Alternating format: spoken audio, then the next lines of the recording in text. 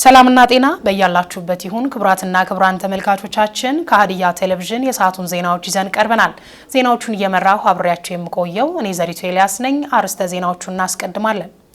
በአመካ ወረዳ በመስኖ እየተሰራ ያለው ስራ አበረታች መሆኑን የሀዲያ ዞን ዋና አስተዳዳሪ አቶ ማቴዎስ አንዮ ተናገሩ። ታላቁ ህዳሴ ግድብ በማህበራዊ በኢኮኖሚና በፖለቲካ ዘርፎች ተጨባጭ ውጤት ያስመዘገብንበት የዘመናችን አድዋ ነው ሲሉ የማዕከላዊ ኢትዮጵያ ክልል የታላቁ ህዳሴ ግድብ ማስተባበሪያ ቢሮ ኃላፊ አቶ ተክሌ አሼቦ ተናገሩ። የአፈር ማዳበሪያ ፋብሪካ ግንባታ ኢትዮጵያውያን ከህዳሴ ግድብ ቀጥሎ ሊያሳኩት የሚገባ ትልቅ ፕሮጀክት ሊሆን እንደሚገባ የህዝብ ተወካዮች ምክር ቤት አባላት ገለጹ።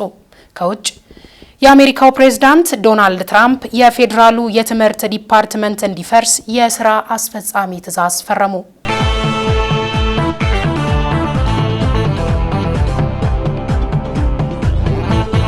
ወደ ዝርዝር ዜናዎች አልፈናል። አብራችሁን ሁኑ። በአመካ ወረዳ በመስኖ እየተሰራ ያለው ስራ አበረታች መሆኑን የሀዲያ ዞን ዋና አስተዳዳሪ አቶ ማቴዎስ አንዮ ተናገሩ። ዋና አስተዳዳሪው በወረዳው በፎርቆሴ ቀበሌ በ82 ሚሊዮን ብር የተገነባውን የኤልቆሜ ዘመናዊ መስኖ ስራና በመስኖ የተመረተውን ምርት ጎብኝተዋል። ተጨማሪ አለ። ዋና አስተዳዳሪው አቶ ማቴዎስ አንዮ በዚህ ወቅት እንደተናገሩት በፌዴራል መንግስት ድጋፍ እየተገነባ ያለው የኤልቆሜ ዘመናዊ መስኖ ግንባታ አካባቢው ቆላማና የዝናብ እጥረት የሚያጋጥምበት በመሆኑ ዘመናዊ መስኖ መገንባቱ ምርትና ምርታማነትን ለማሳደግ የሚረዳ መሆኑን ተናግረዋል። ይህ ፕሮጀክት ከ82 ሚሊዮን ብር በላይ የተገነባ መሆኑን አብራርተው ከ400 በላይ የሚሆኑ አባወራዎችን ተጠቃሚ የሚያደርግ መሆኑን አስረድተዋል። የተሰሩ ስራዎችን መስክ ላይ ከሪፖርት አልፎ ከወረቀት አልፎ መስክ ላይ ምን ይመስላል የሚለውን ለማየት ስለመጣን ሁለት ስራዎች ነው። አንዱኛው አዲስ ኤልቆሜ የሚባል መስኖ በከፍተኛ ወጪ በፌዴራል መንግስት የሚደገፍ መስኖ ስራ መጠናቀቁን አስመልክቶ ጉብኝት አድርገናል ማለት ነው። እሱኛው መስኖ ኦልሞስት አልቋል ማለት ነው። ወደ ስራ ማስገባት እንችላለን። ወደ 100 ሄክታር ኮማንድ ሄክታር የሚያለማ መስኖ ነው ተጠናቆ ያለው። ርክክብ እያደረግን ነው። በሚቀጥለው አጭር ጊዜ ወደ ስራ ማስገባት እንችላለን። በክረምት ዝናብም ይሄ ውሃም ራሱ እየደገፈ እየተደጋገፈ የሚሄድበትን ስራ ለማየት ሞክረናል። ጥሩ መስኖ ነው። በጣም በጥንካሬ የተሰራ ነው። መስኩን ተዛዙራ እንዳየነው ጥሩ ነው። ከዛ ቀጥሎ አመካ የሚለው ወንዝ ነባር መስኖ ነው፣ የቆየ መስኖ ነው። እሱ ጥገና ተደርጎለት የስራ ውስጥ የገባ ነው። ብዙ ጊዜ የተሰራበት ነው መስኖ። ዘንድሮ አሁን የምናየው መስክ ላይ ያስቀመጥነውን የምግብ ዋስትና ችግር ሊቀርፍ የሚችል ምርትና ምርታማነት ሊያሳድግ የሚችል የግብርና ስራችን ተጨባጭ መሬት ላይ ያየንበት ነው ማለት ነው። ውጤት ያየንበት ነው። በወረዳው በአሁኑ ወቅት እየተሰራ ያለው የመስኖ ስራ አበረታች ነው ያሉት አቶ ማቴዎስ በተለይም በሽንኩርት በቲማቲምና ሌሎች የጓሮ አትክልቶች እንዲሁም 30-40-30 ፍራፍሬ እየተመረተ ያለበት ሁኔታ የሚበረታታ መሆኑን ተናግረዋል። አያይዘውም ሌሎች ወረዳዎች ከዚህ ልምድ መውሰድ እንዳለባቸውም መልእክት አስተላልፈዋል። ይህ ስራ በሀዲያ ዞን በአመካ ወረዳ ላይ የታየው ምርጥ ስራ ወደ ሌሎቹ ወረዳዎች ማስፋት አለብን። በተለይ ይሄ ቀበሌ በስራ የሚታወቅ ቀበሌ ነው። ሰፊ ቀበሌ ነው። ብዙ የልማት ስራ የሚሰራበት ቀበሌ ነው። ፎርቆሴ ቀበሌ ከድሮም ጀምሮ ማለት ነው። ይህንን ለብዙ አርሶ አደሮች የማስፋት አርሶ አደሮቹ ባለሀብት ማድረግ፣ ወጣቶቹን ባለሀብት ማድረግ፣ ሳንሰለች ባለሙያ አመራርና አርሶ አደር ተቀናጅተን ከሰራን ተጨባጭ ውጤት አለ ማለት ነው። ይህንን በማየታችን እኛም ደስተኞች ነን። መስኖ በተሰራ አካባቢ ላይ ምርት የሚቀንሱ ባህር ዛፍና ሌሎች ተክሎችን ከአካባቢው መነሳት እንዳለባቸውም ዋና አስተዳዳሪው አጽንኦት ሰጥተዋል። በዞኑ የበልግ እርሻ ስራ መጀመሩን የተናገሩት አቶ ማቴዎስ ለስራው የሚያስፈልጉ ግብዓቶች ሙሉ በሙሉ መግባታቸውንም አረጋግጠዋል።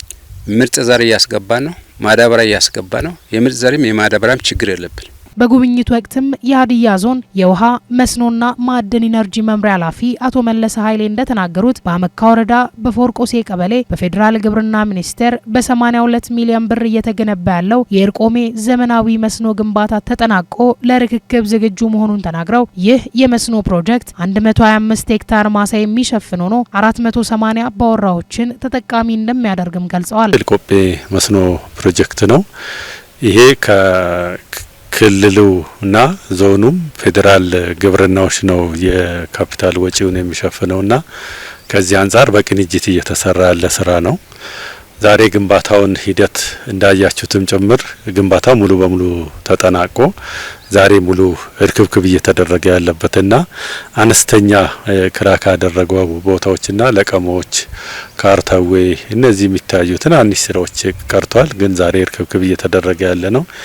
ይሄኛው 82.8 ሚሊዮን ብር ወጪ ወጥቶ እየተገነባ ያለ ግንባታ ሂደቱ ያለቀ መስኖ ፕሮጀክት ነው። 120 ሄክታር ያለማል። የአመካ ወረዳ ዋና አስተዳዳሪ አቶ ደገፈ ሎባንጎ እንደተናገሩት ይህ ዘመናዊ የመስኖ ፕሮጀክት በወረዳው መገንባቱ ትልቅ እድል መሆኑን ተናግረው በተለይም በወረዳው ያለውን የውሃ አማራጮችን አሟጦ ለመጠቀም የሚያግዝ መሆኑን አስረድተዋል። አሁን እየተገነባ ያለው ዘመናዊ ፕሮጀክት ቀጣይ የተሻለ ምርት ለማምረት የሚያግዝ መሆኑንም አክለው ገልጸዋል። በወረዳው በመስኖ እየተመረተ ያለው ምርት አበረታች መሆኑን ተናግረው ይህንንም ለማስፋፋት እንደሚሰራም ተናግረዋል። በዛ በአመካ መስኖ ላይ ወይ በነባሩ መስኖ ላይ ሽንኩርት በስፋት ቀይ ሽንኩርት ምርት አይተናል። ቃሪያ፣ ጎመን እነዚሁ ምርት አይተናል። ሌላ በዛው መስኖ ላይ ደግሞ አስፋልት ተሻግሮ ወጣቶች ተደራጅቶ ቲማቲም ክላስተር አድርጎ ጥሩ ቲማቲም ማሳ አይተናል። እነዚህ ነገሮችን ደግሞ ያው ማስቀጠል እንዳለብን ያቃል። ያው የብልጽግና መንግስት ምርትና ምርታማነትን አስጠብቁን ባለም መሰረት ያው በወረዳችን እንደዚህ አይነት ጥሩ ተግባራቶች እየተሰሩ ነው። የሀዲያ ዞን ግብርና መምሪያ ምክትል ኃላፊ አቶ ተሻለ ዮሐንስ እንደተናገሩት በዞኑ ከ35000 ሄክታር ማሳ በላይ ለማምረት ታቅዶ እስካሁን ከ36000 ሄክታር ማሳ በላይ ማልማት መቻሉን ተናግረዋል። በበጋ መስኖ ሽንኩርት፣ ቲማቲም፣ ቃሪያና ሌሎች የጓሮ አትክልቶች በስፋት እየተመረተ መሆኑንም ጠቅሰው ጎን ለጎን የ30/40/30 የፍራፍሬ መንደር መፍጠር መቻላቸውንም አብራርተዋል። በዞናችን የበጋ መስኖን በሚመለከት በመደበኛም በስንዴም ከ35973 ሄክታር በላይ ነበር ያቀድነው። አሁን ባለው ሰዓት ወደ ከ36000 ሄክታር በላይ ከ100% በላይ ማሳካት ችለናል። ከዚህ አንዱ አካል የሆነው ነው ዛሬ ጉብኝት እያደረግን ያለ ነው። የአመካ ላይ አመካ በሁለት ዘመናዊ መስኖዎች አሉ። አንዱ አዲስ በዚህ አመት የተገነባው እርቆሜ የሚባለው እርቆሜ በሁለት ወረዳ ድንበር ላይ ነው የሚገነባው። አሁን አንደኛው ፌዝ ወደ አመካ ወረዳ ላይ ተገንብቶ አልቋል። እሱ ከ125 ሄክታር በላይ ማልማት የሚችል አቅም እንዳለ አይተናል። እሱ ተገንብቶ ሲያልቅ ለዚህ ወረዳ ሌላኛው መልካም እድል ይዞ የሚመጣ ነው የሚሆነው። በአመካ ወረዳ ያለው ጠንካራ የመስኖ ስራ በዞኑ በሁሉም ወረዳዎች ለማስቀጠል እንደሚሰራም አቶ ተሻለ አብራርተዋል። በወረዳው በመስኖ ስራ ላይ የተሰማሩ አርሶ አደሮች እንደገለጹት በወረዳው የሚገኘውን የውሃ አማራጮችን ተጠቅመው ሽንኩርት፣ ቲማቲምና ሌሎች አትክልትና ፍራፍሬዎችን እያመረቱ መሆናቸውን አስረድተዋል። አርሶ አደሮቹም አሁን ላይ ከሚያመርቱት ምርት የተሻለ ምርት ማምረት እንዲችሉ መንግስት ድጋፍ እንዲያደርግላቸው ጠይቀዋል ሲል ባልደረባችን ዋበላ ወርቁ ዘግቧል። በየአካባቢው ሰላምን ከማስጠበቅ ረገድ የሚልሻ አባላት ሚናቸው ከፍተኛ መሆኑን የሀዲያ ዞን ሚልሻ ጽሕፈት ቤት አስታወቀ። በዛሬው ዕለትም በሶሮ ወረዳ 694 ሰላም ሊያስጠብቁ የሚችሉ የሚልሻ አባላት ተመርቀዋል። ቤተልሔም ደመቀ በሀዲያ ዞን ሶሮ ወረዳ 694 የሚሆኑ የአካባቢን ሰላም ማስጠበቅ የሚችሉ የሚሊሻ አባላት ሰልጣኞች ተመርቀዋል። በምርቃት መርሃ ግብሩ ላይ የተገኙት የማዕከላዊ ኢትዮጵያ ክልል ሚሊሻ ጽሕፈት ቤት ዳይሬክቶሬት ዳይሬክተር አቶ ደመቀ በቀለ በህብረተሰቡ መካከል ሰላም ሰፍኖ እንዲቀጥል ለማድረግ የሚሊሻ አባላት አስተዋጽኦ የጎላ ነው ብለዋል። በአካባቢ ጸጥታ ጥበቃ አገልግሎት ላይ አቅሙን እንዲያጎለብት የተሻለ አቅምና የተሻለ አፈጻጸም እንዲኖረው በተለያዩ ጊዜዎች በቀበሌ ደረጃ በተለይ በቀበሌ ደረጃ የሚሊሻ ኃይልን አቅም የማጎልበት ስራዎች ይሰራሉ። በተለይ በዚህ በ2016 በተፈጠሩ ንቅናቄዎች በ6 ወር ውስጥ ወደ 20 ሺህ የሚሊሻ አካባቢ የአቅም ግንባታ ስልጠና በማግኘቱ በአካባቢው በየቀበሌው ጠንካራ የሆነ የአካባቢ ጸጥታ ጥበቃ አገልግሎት ይሰጣል። ይኸውን የምታዩት በሀዲያ ዞን በዚህ በሶሮ ወረዳ የሚካሄደው ስልጠናም የዛ አካል ነውና አንዳንዱ መንደር ውስጥ የሚከናወኑ ወንጀሎችን ሚሊሻ ፈልፍሎ ያውቃል። ከሚሊሻ የሚሰወር ነገር የለም። ስለዚህ ከሌሎች የጸጥታ አካሎች እንኳን ቢሰወር ከሚሊሻ የሚሰወርበት አግባብ አይፈጠርምና ፋይዳው ምንድነው? ፋይዳው እያንዳንዱ ዜጋ እያንዳንዱ ነዋሪ ሰላማዊ ሆኖ እንዲያሳልፍ አንድ ፋይዳ አለው። ሌላው ከኢኮኖሚያዊ ፋይዳ አንጻር ማየት እንችላለን። በአካባቢው ያሉትን ለምሳሌ አሁን ክረምት ነው በማለት ዝናብ ጀምሯል። አርሶ አደሩ ወደ እርሻው እንዲሰማራ ሚሊሻ የራሱ ንቅናቄ ይፈጥራል። በክልሉ የህብረተሰቡ ሰላም ሰፍኖ እንዲቀጥልና በኢኮኖሚ እንዲያድግ በርካታ ስራዎች እየተሰሩ መሆኑን አንስተው በመዋቅር የክልሉ መንግስት ልዩ ትኩረት ሰጥቶ እየሰራ መሆኑንም ገልጸዋል። ህብረተሰብ በስልጠናው ላይ እየተሳተፈ ማንኛውም በአካባቢው ላይ ያሉትን ማንኛውም ግብዓቶች እየተጠቀሙ በክልሉ ሁሉም 10 መዋቅሮች ላይ ሚሊሻ እንዲሰለጥን የማድረግ ስራዎችን በቀጣይ ይዘን ከአዳጊ ፍላጎቶች ጋር ለምሳሌ ከአዳጊ ፍላጎት ስንል በአሁኑ ሰዓት ወንጀል ውስብስብ ሆኗልና ያንን መሰረት ያደረገ የሚሊሻ አቅም መገንባት አቅጣጫችን ነውና ይሄ ነው ያለው። የሚሊሻ አባላትም የአካባቢን ሰላም ለመጠበቅ በሚያደርጉት እንቅስቃሴ በየቀበሌው ያለ ህብረተሰብ ድጋፍ እንዲያደርግም ጥሪ አቅርበዋል። ህብረተሰቡ ደግሞ በአቅራቢያው ከሚሊሻ ጋር ስለሚኖር የሚሊሻን አገልግሎት በተለያየ መልኩ መደገፍ አለበት። ለስልጠና የሚሆኑ ነገሮችን ህብረተሰቡ ማቅረብ አለበት። ደንብ ልብሶችን ለሚሊሻ ማሰፋት መቻል አለበት። ብቻም አይደለም በስምሪት ላይ ያለ ሚሊሻ ወደ ሱጓሮ ወረድ በማለት የሚሊሻውን ቤተሰብና ሌሎች ነገር መንከባከብ በማድረግ የሚሊሻን አገልግሎት ህብረተሰቡ በዚህ መልኩ እንዲደግፍ ጥሪ እናቀርባለን። የሀዲያ ዞን ሚሊሻ ጽህፈት ቤት ኃላፊ አቶ ወንድሙ ዋኒሴ በዞኑ ከ7000 በላይ የሚሆኑ የሚሊሻ አባላትን በማሰልጠን በህብረተሰብ ውስጥ ሰላም ሰፍኖ እንዲቀጥል አጽንኦት ተሰጥቶ እየተሰራ መሆኑን በመግለጽ በሶሮ ወረዳ 694 የሚሆኑ የሚሊሻ አባላት ስልጠና በመውሰድ ተመርቀዋል። ወንጀልን በመከላከል ህብረተሰቡ ምርታማ እንዲሆን የሚሊሻ አባላት ሚና የጎላ መሆኑን የገለጹት አቶ ወንድሙ በቀጣይ ጊዜ በዞኑ ሰላም እንዲሰፍን አስፈላጊ ድጋፍ እንደሚደረግም አንስተዋል። የሶሮ ወረዳ ዋና አስተዳዳሪ አቶ ብርሃኑ ኤርገኖ በበኩላቸው የወረዳው ሰላም ተጠብቆ እንዲቀጥል ህብረተሰቡን በማሳተፍ በርካታ ስራዎች እየተሰሩ መሆናቸውን ጠቅሰው በወረዳውም 9 ክላስተሮችን በማዋቀር የሚሊሻ አባላትን በማሰልጠን ሰላም ሰፍኖ እንዲቀጥል እየተሰራ መሆኑንም አስታውቀዋል። የሶሮ ወረዳ ሚሊሻ ጽህፈት ቤት ኃላፊ አቶ ታረቀኝ አለማየሁ በወረዳው በተዋቀሩ 9 ክላስተሮች 694 የሚሊሻ አባላትን በማሰልጠን ማስመረቅ መቻሉንም ተናግረዋል። በዕለቱም የተመረቁ የሚሊሻ አባላት እንደገለጹት ወንጀልን በመከላከል ሰላምን በማስጠበቅ የህብረተሰቡን ምርትና ምርታማነት ለማሳደግ እንሰራለንም ብለዋል። ዘገባው የባልደረባችን ፊታሞ ደስታ ነው። በየ5 ዓመቱ ከተመዘገቡ ተማሪዎች ግማሽ ያህሉ ትምህርታቸውን እንደሚያቋርጡ ጥናቶች እንደሚያረጋግጡ ዶክተር ሳሙኤል ሃንዳሞ ተናገሩ። ዶክተሩ ተማሪዎች ከትምህርት ገበታቸው ለምን እንደሚያቋርጡ ጥናት በማቅረብ በቆሻ ትምህርት ቤት ከትምህርት ማህበረሰብ አባላት ጋር ሰሞኑን ውይይት አድርገዋል። ዱናሞ ዮሐንስ ተጨማሪ አለው።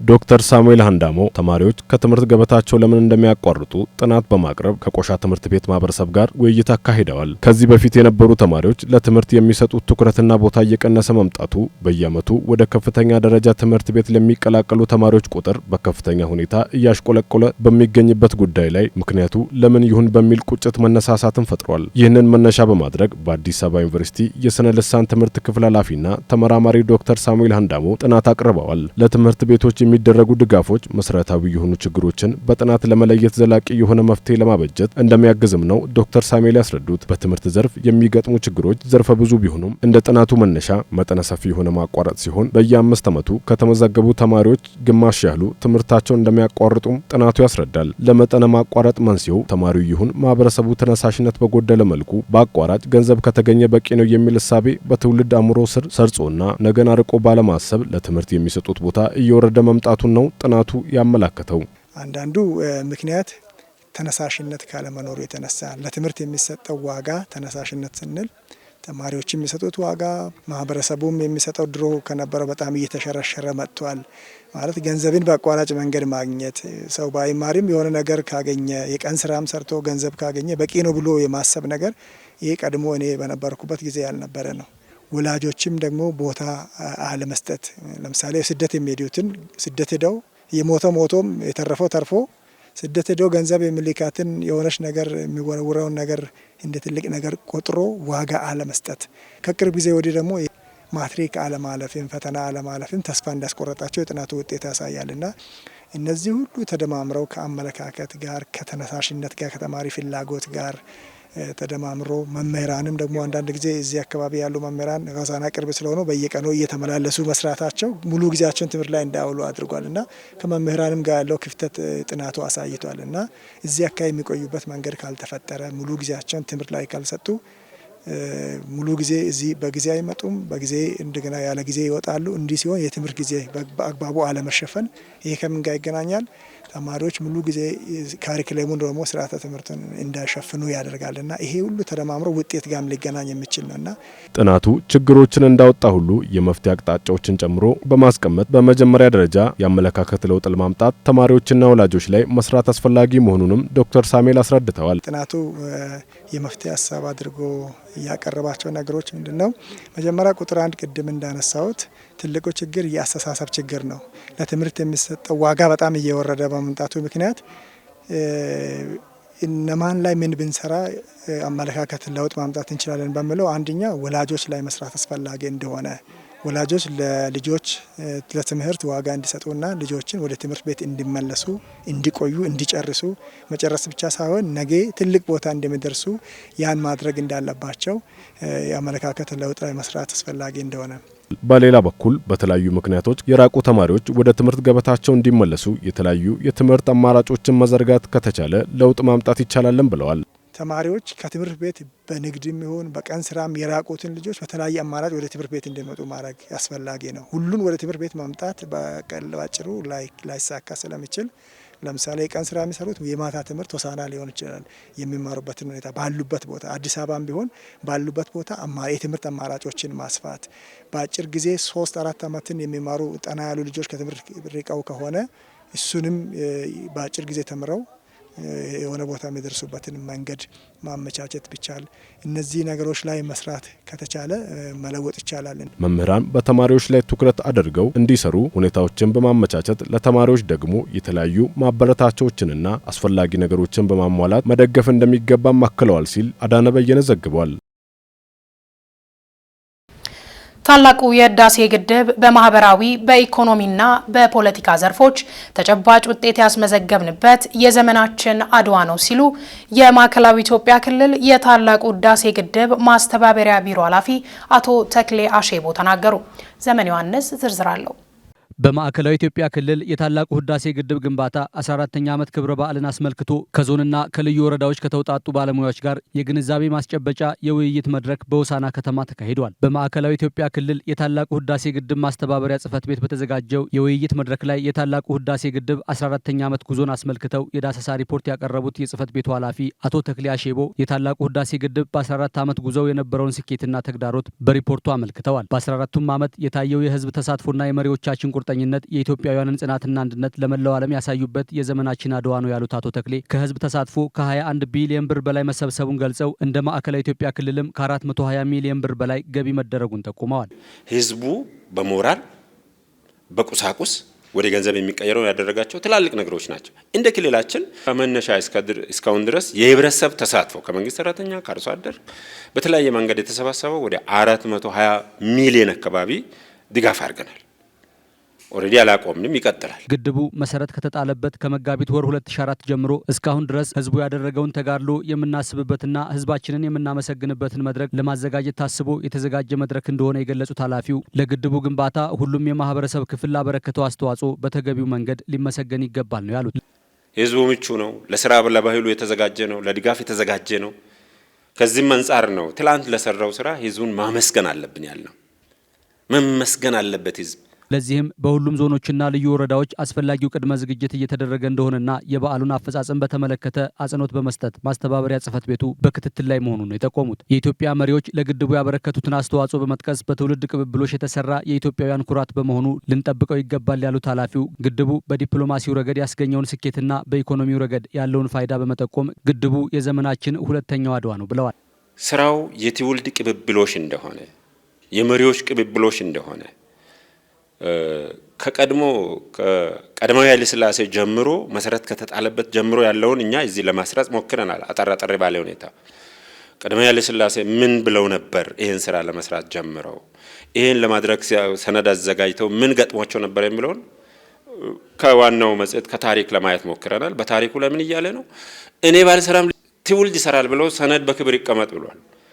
ከዛ በኋላ ቀጥሎ የመጣው መሪ ደግሞ ኮሎኔል መንግስቱ ኃይለማርያም ባይሳካም በለስ ላይ በጣና በለስ ላይ በማሳካት ከጦርነት ጋር ይሄን እንዳሳካ የሚያሳይ ታሪክ አለው። ቀጥሎ ያለው ቁርጥ ያለ ውሳኔ ወስኖ ክቡር ጠቅላይ ሚኒስትር የቀድሞ መለስ ዜናዊ የመሰረት ድንጋይ በማኖር ስራን እንዴት እንዳስጀመረ የመሪዎች ቅብብል እንዴት እንደመጣ አይተነዋል። ይህንንም ለማሰረጽ ሞክረናል። ህብረተሰቡ ይህን ማወቅ አለበት ታሪክ ቅብብሎች እንደሆነ። ሌላኛው ክቡር ጠቅላይ ሚኒስትር ኃይለማርያም ደሳለኝ አሁን ያለውን ስራ ለማስቀጠል ያለውን አሁን አብረን የምንቆምበት ሰዓት አሁን ነው ብለው ነው ከመለስ የተረከቡትን ያስቀጠሉት። ቀጥሎ የመጣው የለውጡ መንግስት ደግሞ ችግሮቹን ለይተው የተፈጠሩት ተግዳሮት ለይተው የኮሮና በሽታን፣ የአካባቢ ግጭት፣ በየሰፈሩ የነበረው ነገር ይሄን ሁሉ አመቻችተው ዛሬ ወደ ስኬት ማማ ደርሰናል። ዛሬ ወደ ሪባን እየደረስን ነው ያለው። ይሄንን ነው በጋራ ለማስጨበጥ ይሄን መድረክ ያዘጋጀ ነው። ይሄ መድረክ ደግሞ ወደ ታች ሲሄድ ስኬታማ ይሆናል ብዬ ያስባለሁ። በመጨረሻም ግድቡን ለፖለቲካ ፍጆታ ለማዋል ለሚሞክሩ አካላት ግድቡ የሀገር ሀብት መሆኑን በመጥቀስ በጋራ የምንጠብቀው ሀብታችን በመሆኑ የፖለቲካ ፓርቲዎችንም በአንድነት ያሰባሰበና የምክር ቤቱ አባል እንዲሆኑ ያስቻለም ነው ብለዋል። አንደኛው አባይ የኢትዮጵያ ንብረት ነው፣ የኢትዮጵያ ሕዝብ ነው። ሲገነባም ለሕዝብ ነው የተገነባው። እዛ ጋር የሚሰራ ፖለቲካል ሰዎች ለየራሳቸው በተረዱት መንገድ ይህን ነገር ሊያራምዱት ይችላሉ። ነገር ግን ይሄ ፖለቲካ እንዳይደለ ከመነሻው ተጨብጦበት ትልቁን ኃላፊነት ወጥቶ ዲፕሎማሲው ላይ ትልቅ ስራ የሰራው ተፎካካሪ ፓርቲዎች አንድ ላይ እንዲወጡ ተደርጓል። በውይይት መድረኩ ላይ የተገኙት የየም ዞን የታላቁ ህዳሴ ግድብ ማስተባበሪያ ጽህፈት ቤት ኃላፊና የቀቤና ልዩ ወረዳ የታላቁ ህዳሴ ግድብ ማስተባበሪያ ጽህፈት ቤት ኃላፊ ህዝቡ ለ14 ዓመት በጽናትና በቁርጠኝነት የነበረውን ተሳትፎ ገልጸው ግድቡ ያበረከተውን የአንድነትና የመተባበር መንፈስ አጠናክሮ ማስቀጠል ይገባል ነው ያሉት። ይሄ ትውልድ የአባቶችን የኛን አደራ የኛን አሻራ ጭምር ቀጥሎ እየታወሰ ሊኖር በሚችልበት ሁኔታ ይፈጥራል። ስለዚህ ከዚህ በኋላ የሚመጣውም ትውልድ አሁን የምናስቀምጠውን ሰነድና አሻራ ይዘው አባይ ለካ ይሄ ነው ወይ በህዝባችን ጉልበት፣ በህዝባችን እውቀት፣ በህዝባችን አቅም መስራት ይቻላል የሚል ተተግብሮ ስለተገኘ ቀጥሎ ሌላ አባይን ደግሞ የሚመጣው ትውልድ እንደሚሰራ ባለሙሉ ተስፋ ሆናለሁ ብዬ አስባለሁ። ኢትዮጵያ በምን አቅሟ ነው ይህን ልትገነባ የምትችለው? የኢትዮጵያ ዜጋ እንዴት አድርጎ ነው ይህን ሊገነባ የሚችለው በሚል ደረጃ ነበረ ሲወራ ነበረው። ግን አሳይቷል። የኢትዮጵያ ህዝብ ታሪክ አሳይቷል። አሁንም እንደዚሁ አንድ የሚያደርጉ ነገራቶች ሌላ ከአባይ ያልተናነሱ በርካታ ናቹራል ሪሶርሶች አሉ እኛ ጋር። አሁንም ዳግም የምንገነባቸው ግንባታዎች አሉ። ፕሮጀክት ጽሕፈት ቤቱ ቀጣይነት ያለው ነው። ተጀምሮ የሚጠናቀቅ አይደለም። አባይን ጀመርን ጨረስን ብለን የምንተው አይደለም። እንደ አፍሪካ ከፍታችንን ያረጋገጥንበት ነው። አንድ ላይ ሆነን ኢትዮጵያውያን ለካ በሀገራዊ በሉዓላዊነት ጉዳይ ላይ አንድ ናቸው፣ ለካ አይበታተኑም በሚል ደረጃ በአፍሪካም በዓለም አቀፍም ደረጃ የተዘከረልን ነው። ኃላፊዎቹ ትውልዱ ከታላቁ ህዳሴ ግድብ ኃላፊነትን ማጠናቀቅ እንዳለበትም አሳስበዋል። የክልሉ ማስተባበሪያ ጽህፈት ቤት በሙያና በእውቀት እንዲሁም በፋይናንስ አጠናክሮ ለማስቀጠል በትጋት እየሰራ መሆኑን ተናግሯል። በውይይት መድረኩ ላይ ከማዕከላዊ ኢትዮጵያ ክልል ከሁሉም ዞኖችና ልዩ ወረዳዎች የተውጣጡ የታላቁ ህዳሴ ግድብ ማስተባበሪያ ጽህፈት ቤት ኃላፊዎችና ተወካዮች ተገኝተዋል። ጠቅላይ ሚኒስትር ዶክተር አብይ አህመድ የመንግስት አገልግሎት አሰጣጥን አስመልክቶ ማብራሪያ የሰጡባቸው አዳዲስ አሰራሮች ህብረተሰቡ ቀልጣፋ አገልግሎት እንዲያገኝ የሚያስችሉ መሆናቸውን አስተያየታቸውን ለኢዜአ የሰጡ የአዲስ አበባ ከተማ ነዋሪዎች ገለጹ። ቤተልሔም ደመቀ ተጨማሪ አላት። ጠቅላይ ሚኒስትር ዶክተር አብይ አህመድ ከምክር ቤት አባላት ለተነሱ ጥያቄዎችና አስተያየቶች ምላሽና ማብራሪያ ሰጥተዋል። ማብራሪያ ከሰጡባቸው ጉዳዮች መካከል የመንግስት አገልግሎት አሰጣጥን ለማሻሻል ሁለት ዋና ዋና ስራዎች መከናወን እንዳለባቸውም ተናግረዋል። ከማሻሻያዎቹ አንደኛው በቀበሌ ደረጃ የተጀመሩ የለውጥ ስራዎች ሲሆኑ ከታች እስከ ላይ ያሉ የአገልግሎት ሰጪ ተቋማት አሰራሮቻቸውን በአግባቡ አደራጅቶ መስራት የሚያስችሉ አቅሞችን መገንባት መሆኑን ገልጸዋል። ሁለተኛው በአንድ መስኮት ሁሉንም አገልግሎት መስጠት የሚያስችል መሶብ የተሰኘ ስርዓት ተግባራዊ እንደሚደረግ አመላክተዋል። ቀበሌ እናጠናክር ብለን የጀመርነው ስራ የህዝብን የመገልገል መሻት ለማሟላት በእጅጉ የሚያግዝ ጅማሮ ስራ ነው። በመላ ኢትዮጵያ ግን ቀበሌ ላይ ሰርቪስ ለመስጠት የሚያስችል መንግስታዊ አቅም መገንባት ቀዳሚ ትኩረት ተደርጎ ቢሰራ ቢጠናከር ለህዝባችን የየዕለት አገልግሎት እፎይታ ስለሚሰጥ ሁሉም የመንግስት አካላት የተጀመረውን ጥረት አጠናክረው እንዲቀጥሉ ከወዲሁ አደራ ማለት ፈልጋለሁ። ማሻሻያዎቹ የተገልጋዩን ማህበረሰብ ጊዜ በመቆጠብ ቀልጣፋ አገልግሎት ለማግኘት የሚያስችል ነው ሲሉም አስተያየታቸውን ለኢዜአ የሰጡት የአዲስ አበባ ነዋሪዎች ተናግረዋል። ከአስተያየት ሰጪዎች መካከል አቶ ቴዎድሮስ ግርማ እንደገለጹት ጠቅላይ ሚኒስትር ዶክተር አብይ አህመድ ለምክር ቤት አባላት የአገልግሎት አሰጣጥን በተመለከተ የሰጡት ማብራሪያ በዘርፉ የሚስተዋሉ ችግሮችን ለማቃለል የሚረዱ ናቸው። በተለይም በቀበሌ ደረጃ የቀረበው ተሞክሮ የመንግስት አገልግሎትን ለማህበረሰቡ ቅርበት ተደራሽ ለማድረግ የሚያስችል እንደሆነ በመግለጽ መስፋት እንዳለበትም ተናግረዋል። እንዲሁም በአንድ መስኮት በርካታ አገልግሎቶችን ለመስጠት መሶብ የተሰኘው የአሰራር ስርዓት ተገልጋዩ ሳይንገላታ አገልግሎት እንዲያገኝ ያስችላልን ብለዋል። አገልግሎትን የበለጠ ሞር ተደራሽ ለማድረግ ወደ ህብረተሰቡ የቀበሌ አደረጃጀት እንደተባለው እጅግ በጣም ወሳኝ ነው። ማለት በጣም የታችኛው የህብረተሰብ ክፍል ለአገልግሎት ራቅ ወዳለ አካባቢ እንዳይሄድ በአካባቢው አገልግሎት እንዲያገኝ ስለሚያደርግ አገልግሎቱን ያቀለጥፋል፣ ፍትሃዊም ያደርጋል፣ ተደራሽም ያደርጋል። ስለዚህ ይሄ ይበል የሚያስብለውና ተጠናክሮ መቀጠል መቻል አለበት። በጣም ጥሩ ነው ባይ ነኝ በእኔ ማለት ነው። ሁለተኛው እንደተባለው ብዙ አገልግሎቶችን አዘሴም ታይም በአንድ ቦታ አቬለብል አድርጎ ህብረተሰቡ ብዙ አገልግሎቶችን እንዲጠቀም ማድረግ እሱም አንድ ትልቅ ቁም ነገር ነው ማለት ነውና ይሄም በሌላው ዓለም የተለመደ ነውና ይሄን ልምድ ወደ ሀገራችን አምጥቶ ተግባራዊ ማድረግ የበለጠ ህብረተሰቡ ጋር ያለውን ከአገልግሎት ጋር ተያይዞ ያሉ እንግልቶችን፣ ችግሮችን የሚቀርፍበት ሁኔታ ይኖራል። መንግስት የአገልግሎት አሰጣጡን ለማሻሻል እየወሰዳቸው ያሉ አሰራሮች አበረታች መሆናቸውን የተናገሩት አስተያየት ሰጪዎቹ ደግሞ አቶ ታደሰ አያሌው ናቸው። የቀበሌ አደረጃጀቱን ማጠናከርና መሶብ የተሰኘውን የአገልግሎት አሰጣጥ ማህበረሰቡ በርካታ ጉዳዮችን በአንድ ጊዜ ለማከናወን እንደሚያስችላቸውም ተናግረዋል። ይህም ህብረተሰቡ ሳይንገላታ አገልግሎቶችን ባጠረ ጊዜ እንዲያገኝ ለማድረግ እየተከናወኑ ያሉ ስራዎች በመሆናቸው ተጠናክረው መቀጠል አለባቸውም ብለዋል። መሶብ የተባለው ነገር በአንድ መስኮት ላይ የተለያዩ ጉዳዮችን መፈጸም ይቻላል በሚለው ነዋሪውን በጣም በሚያስደስት ሁኔታ ጉዳዩን ጨርሶ እንዲሄድ ያደርገዋል። በዛ ጉዳይ ላይ አንድ መስኮት ላይ የተለያየ ጉዳዮችን ይዞ መጥቶ ያ ጉዳይ በተለያየ ዘርፍ እንዳይሄድ በዛ መስኮት ላይ አገልግሎት ተጠቅሞ ከሄደ አንደኛ ጊዜውን ይቆጥባል፣ የመንግስትንም ስራዎችን ይከናወናል። በሶስተኛ ደረጃ ደግሞ እያንዳንዱ ተገልጋይ አገልግሎቱን አግኝቶ ወደሚመለከተው አካል ወይም ወደሚመለከተው ቦታ ባጭሩ ጊዜውና ቆጥቦ ሊሄድ ይችላል። ቀልጣፋ የመንግስት አሰራርና የህዝብ አገልግሎት ጭምር ይካሄዳል ብዬ አምናለሁ። እንደ ኢዜአ ዘገባ ማሻሻያዎቹ በአገልግሎት አሰጣጥ ላይ ያለውን ቢሮክራሲና መጉላላት የሚያስቀር እንደሆነም ተናግረው በመላው ሀገሪቷ ማስፋት እንደሚገባም የተናገሩት ደግሞ አቶ ጆኒ አሸናፊ ናቸው። ጉዳዮቹ አያድሩም፣ ኢሚዲየትሊ የሚያልቅ ነው። በአንድ መስኮት ሲባል ሰው ዛሬ መጥቶ አዘ ሰከንድ ነገሮችን አከናውኖ ይሄዳል። ይሄ በርካታ ዘርፈ ብዙ ተግባራቶችን በደቂቃ ውስጥ ይጨርሳል። ስለዚህ ቢሮክራሲ አይነት ነገር አይኖርም። ህብረተሰቡን እንዲጉላላ አያደርገውም። የአፈር ማዳበሪያ ፋብሪካ ግንባታ ኢትዮጵያውያን ከህዳሴ ግድብ ቀጥሎ ሊያሳኩት የሚገባ ትልቅ ፕሮጀክት ሊሆን እንደሚገባ የህዝብ ተወካዮች ምክር ቤት አባላት ገለጹ። ምንትዋብ ኢያሱ ዝርዝር አላት። ጠቅላይ ሚኒስትር ዶክተር አብይ አህመድ የመንግስትን የ2017 በጀት ዓመት የ6 ወራት የስራ አፈጻጸም በተመለከተ ከምክር ቤት አባላት ለተነሱ ጥያቄዎች ምላሽና ማብራሪያ ሰጥተዋል። በዚሁ ጊዜ የኢትዮጵያ የጀርባ አጥንት ለሆነው የግብርና ዘርፍ ምርትና ምርታማነት መጨመር በተደረጉ ጥረቶች ተጨባጭ ውጤቶች መመዝገባቸውን አንስተዋል። ይሁንና በተለይም ከአፈር ማዳበሪያ አቅርቦትና ፍላጎት ጋር በተያያዘ አሁንም ድረስ ያልተፈታ ችግር መኖሩን ነው ያስረዱት። ለዚህም ደግሞ መንግስት ዘላቂ መፍትሄ ብሎ ያቀደው ከውጭ የሚመጣውን ማዳበሪያ ለመተካት የማዳበሪያ ፋብሪካ መገንባት ነው ብለዋል። ይህም ደግሞ ከታላቁ ህዳሴ ግድብ ቀጥሎ ኢትዮጵያውያን ሊያሳኩት የሚገባ ግዙፍ ፕሮጀክት መሆኑን አመላክተዋል። የህዳሴ ፊታችን ወደ ማዳበሪያ እናዞራለን። በተደረገው ጥናት ከ2.5 እስከ 3 ቢሊዮን ዶላር ይፈልጋል።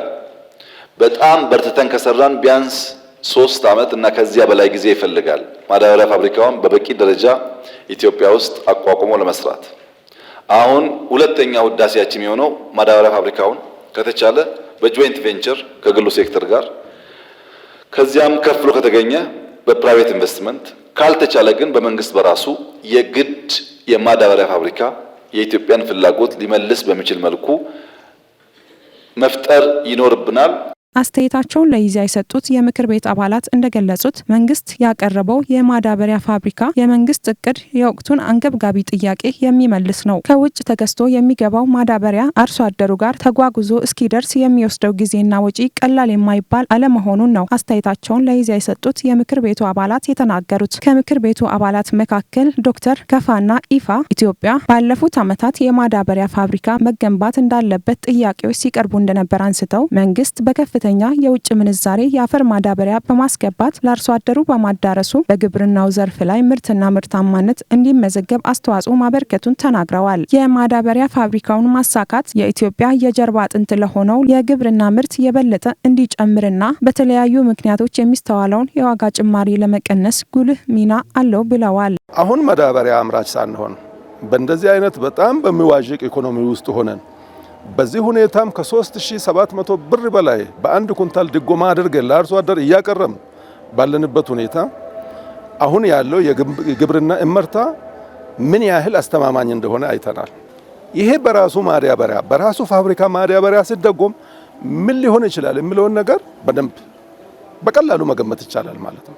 ሌላው የምክር ቤት አባል አለሙ ጎንፋ ኢትዮጵያ የአፈር ማዳበሪያ ፋብሪካ በመገንባት በራስ ማምረት ኢኮኖሚያዊ እድገቷን የበለጠ ያፋጥናል ነው ያሉት። ለማዳበሪያ ግዢ የሚውለውን የውጭ ምንዛሬ ለማስቀረትና ለሌላ ልማት ለማዋል የፋብሪካው መገንባት ትልቅ ጠቀሜታ እንዳለው ገልጸዋል። የመንግስት እቅድ ጊዜውን የዋጀ በመሆኑ የፋብሪካውን ግንባታ እንዲሳካ በቁጭት መነሳት ያስፈልጋል ብለዋል።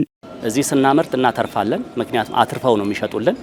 ሁለተኛ ደግሞ የውጭ ምንዛሪያችንን ለሌላ ስራ እናውለዋለን። ግብአቱ ባለን ሁኔታ ኢንዱስትሪውን አቋቁመን ለዜጎቻችን በጊዜ አምርተን በጊዜ ማድረሱ የሀገራችንን ኢኮኖሚ በብዙ ከፍ ሊያደርገው ይችላልና ይሄን በቁጭት ተነስተን መንግስት በሚያስቀምጠው መንገድ በጀቱ ይገኛል ያለውን መንገድ አቅርቦ ያንኑ ተከትለን ስራውን በፍጥነት መስራት ነው ያለብን። መንግስት ምርትና ምርታማነትን በማሳደግ በምግብ ራስን ለመቻል የያዘውን እቅድ ለማሳካት በውጭ ምንዛሪ እየተገዛ የሚገባውን የአፈር ማዳበሪያ በሀገር ውስጥ ምርት መተካት ሲቻል መሆኑን የተናገሩት የምክር ቤቱ አባል ደግሞ ዶክተር ኑራ ዘማን ጅብሪል ናቸው። የዓለም አቀፍ ዋጋ ከፍ እያለ እየሄደ ነው። በቋምነት እነዚህ ማዳበሪያ ከሀገር ውጭ ያስገባን ምርትን ማሳደግ አይታሰብም።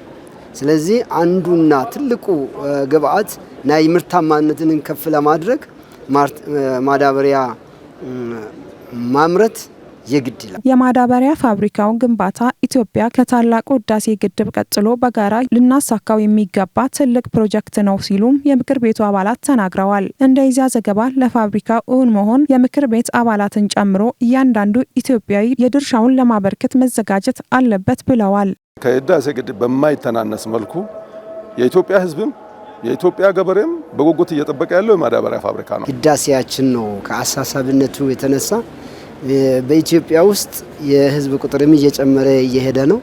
እንደዚሁም የማምረት ስፋታችንም ያልተመረቱ ቦታዎችንም የማምረት ፍላጎትና የምርት የማሳደግ ፍላጎት ብልጽግና ይዘዋል። ይህንን ለማሳካት ደግሞ ማዳበሪያ የህልውና ጉዳይ ነው። ይሄ ስራ ትልቅ ከህዳሴ ግድብ ቀጥሎ ትልቅ ስራ መሆኑን ሁሉም ተገንዝቦ በሙሉ ኃይልና ፍላጎት ለዚህ ጉዳይ መሰለፍና መረባረብ አለበት እላለሁ።